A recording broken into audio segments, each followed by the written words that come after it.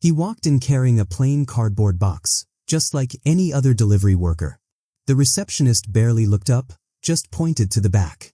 But the way some employees smirked, whispered, and rolled their eyes, it wasn't about the package. It was about him. His skin. His clothes. His silence. What they didn't know was that the man they dismissed in seconds had the power to change their entire future. And before the day was over, their judgment would cost them more than they could imagine. This is the day they found out. For most of his life, Marcus learned how quickly people judged a man before he even spoke. Born and raised in a modest neighborhood, he built his success brick by brick, first as a struggling intern, then as a visionary entrepreneur who turned a small startup into a thriving corporation. But Marcus wasn't flashy.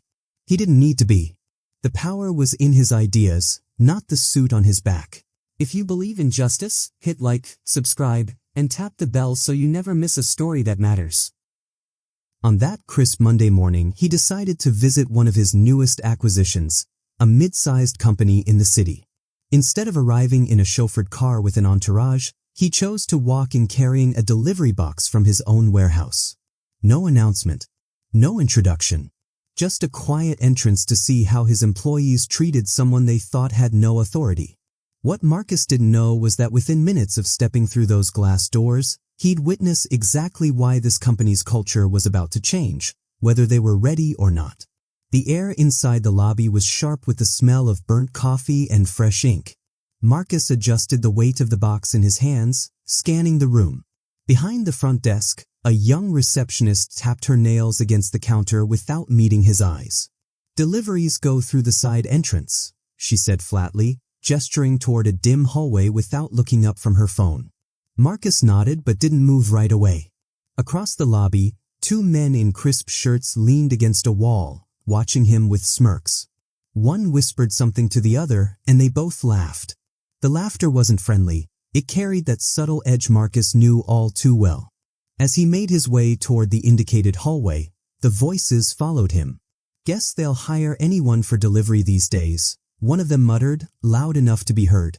Another voice chimed in from a desk nearby. "Make sure he doesn't wander into the boardroom. He might get lost." The words weren't just jokes. They were barbed, meant to sting.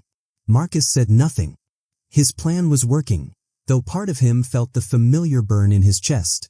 The kind of burn that came from years of being underestimated. He passed an open conference room where a group of employees sat around a polished table. They glanced at him briefly, then dismissed him as if he were part of the furniture. One woman even slid her handbag closer to her chair when he walked by. In the storage area, a stock clerk eyed him suspiciously before shoving a clipboard into his hands. "Sign here, delivery guy. And next time, wear the uniform so we know you're legit." Marcus signed, resting the pen down slowly. "Noted," he said quietly, locking eyes with the clerk for a second longer than necessary. As he returned through the hallway toward the lobby, he caught snippets of conversation about his clothes, his attitude, and a few choice words that made his stomach twist. These were the people responsible for running his newly acquired company. And they didn't even know the man they were ridiculing was the one holding their jobs in his hands. The receptionist barely glanced up when he placed the signed clipboard on her desk. "Okay, you're good," she said, already turning away. Marcus walked toward the elevator, his mind set. They had revealed themselves without him having to ask a single question. But what was about to happen upstairs, in the boardroom, would turn their smirks into silence.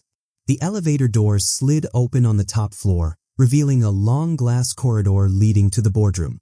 Marcus stepped out, still carrying the box. Inside, the chatter of executives filled the air, voices sharp, confident, dripping with self-importance. As he entered, the room fell momentarily silent, then erupted again as one man said with a chuckle, "Sorry, deliveries are downstairs." A few others laughed. Marcus placed the box gently on the table. "I think this one belongs here," he said, his voice calm, measured. The CO, at least the man who thought he was still CO, frowned. "And you are?" Marcus reached into the box, pulling out a neatly bound folder. He slid it across the table. "Marcus Reed, your new boss." The silence that followed was heavier than steel. The smirks vanished. Eyes darted to one another, searching for confirmation, denial, anything. Marcus continued, "As of last week, this company is under my ownership. I came today to see the culture firsthand. And I did." He paused, letting the weight of his words settle. "I saw how strangers are treated here. I saw how judgment is handed out before a single question is asked." Faces shifted from confusion to embarrassment. Some flushed red, others stared down at the polished table. Marcus straightened. "That ends today. Because the way you treat the least powerful person in the room says everything about how you'll treat your customers and each other." No one spoke. The air was thick, charged with the realization that every careless word, every sneer, had been witnessed by the man who now decided their future. Marcus didn't fire anyone that day, not immediately. Instead, he closed the meeting with a quiet, deliberate tone. "You have one chance to show me that this company can be better than what I saw today. Not for me, but for the people you serve. Because respect isn't optional, it's the foundation of every lasting business." In the weeks that followed, changes rippled through the building. Mandatory diversity and sensitivity training was introduced. Policies shifted. Leaders were replaced with those who valued empathy as much as efficiency. Some employees left, unable or unwilling to adapt. Others stayed, humbled, determined to do better. The receptionist who once dismissed him took the training to heart, eventually becoming one of the most welcoming faces in the company.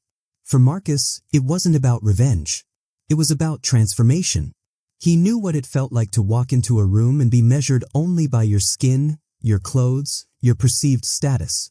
And he knew that if change didn't start here, it might never start at all. Months later, the same employees who once ignored him would greet every visitor with the same respect, whether they arrived in a suit or carrying a cardboard box.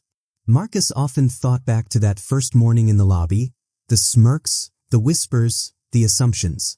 It reminded him of a truth too many still ignore.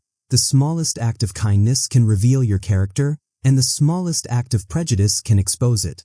So the question remains, if someone walked into your workplace today, carrying nothing but a box and a story you didn't know, would you see the person, or just the package?